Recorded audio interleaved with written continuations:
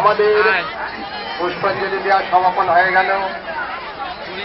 আর কোনো ভক্ত পুষ্পাঞ্জলি দেওয়ার জন্য অনুরোধ করবেন না, কারণ আমাদের আজকের মহা অষ্টমীর সন্ধি পূজা শুরু করার জন্য আমরা ব্যবস্থায় লেগে পড়েছি এবং আপনারা যথাশীঘ্র ভোগ প্রসাদ গ্রহণ করার পরে সন্ধি পূজার সময় যে যার আসন গ্রহণ করে নেবেন।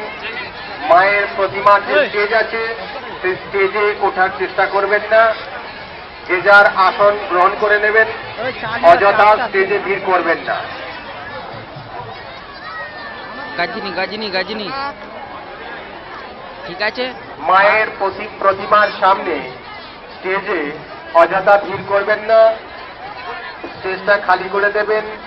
আমরা আজকের মায়ের সন্ধি পূজার ব্যবস্থার জন্য আমরা এক্ষুনি লেগে পড়ব।